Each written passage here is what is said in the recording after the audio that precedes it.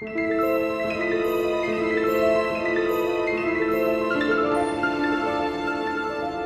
there, folks. Jason here with another review.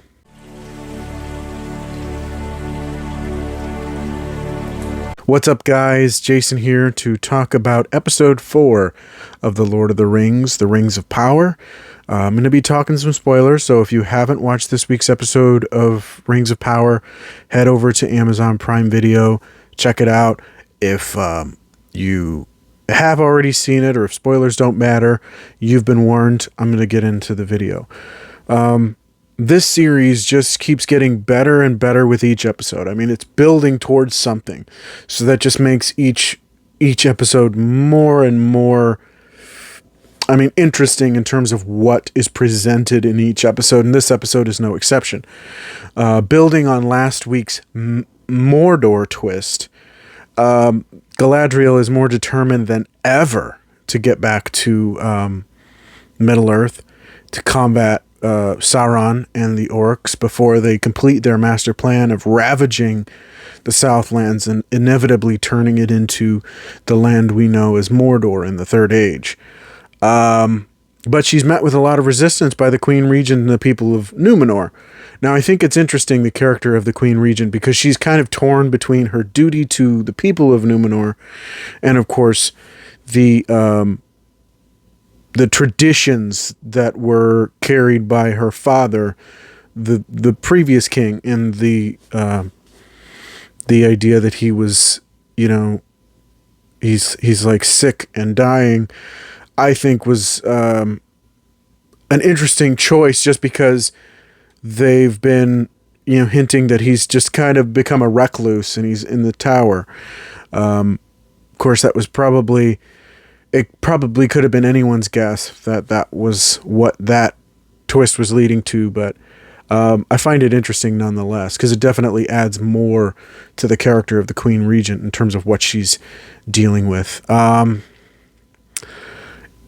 And Isildur, I think, is an interesting character because he wants to make his own path, but he's also struggling with kind of keeping the family name. But then, of course, he makes one big mistake and gets his friends in trouble, and that's something he's going to have to grapple with moving forward, which the decision to join makes the decision to join up and as part of the Queen's Guard, the Queen Regent's Guard, to escort Galadriel back to Middle-earth. Just that much more interesting going forward, and I can't wait to see what they do with that. Arondir is one of the coolest original characters of this show. He is such a force of nature, just from what we've seen in the last few episodes, and this one in particular.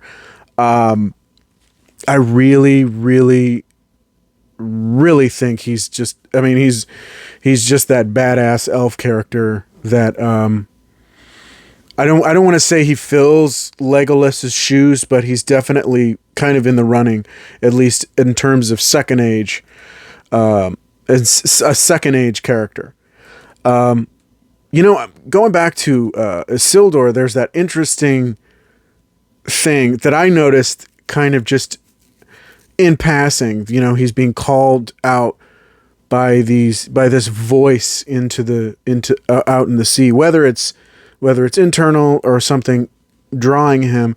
I think it's interesting because, to me, it shows how easily Isildur can be tempted, so that inevitably when he becomes tempted by the ring, it just kind of, it makes it, it's not like it's something, the way they're doing it in this series, it's not like it's something that just happened to him because not just because the power of Sauron is so strong. We'll get into that in a minute.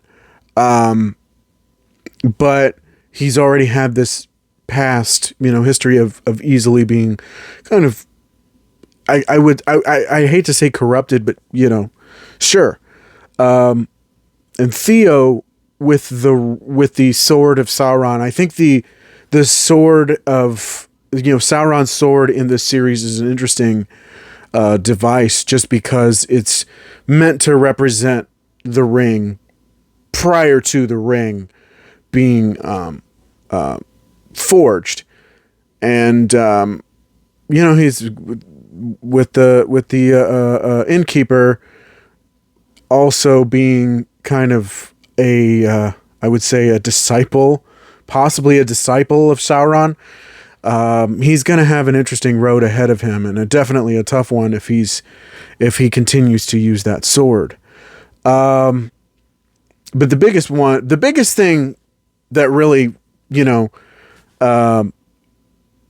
was kind of a geek out moment for me was when they introduced Mithril into the series, through Durin kind of secretly trying to mine the old mines, the old dwarven mines, and Elrond kind of figuring it out. But that speaks to the character of Elrond himself, because he's not that easily fooled,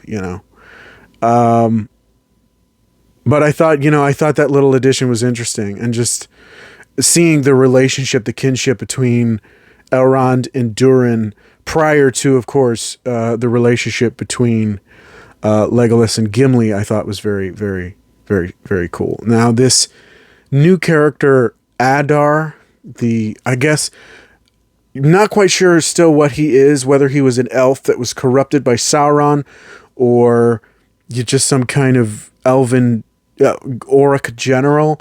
But he's definitely an interesting character just because he's still surrounded by this air of mystery.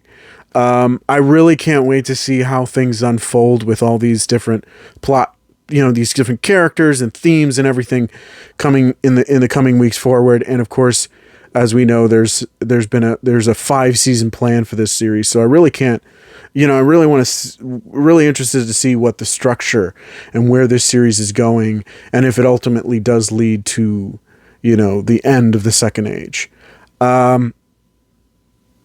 That's in a nutshell what my thoughts on the show. If I had to rate this episode, I'd give it I'd probably give it a 4.5 out of 5. I thought it was a really strong episode. So, let me know what you thought of this episode of Lord of the Rings, The Rings of Power, down in the comments. Don't forget to like, share, subscribe, click that notification bell to get updates on all my future videos. Thank you so much for watching. As always, I really do appreciate it, and I will see you on the next one. Bye.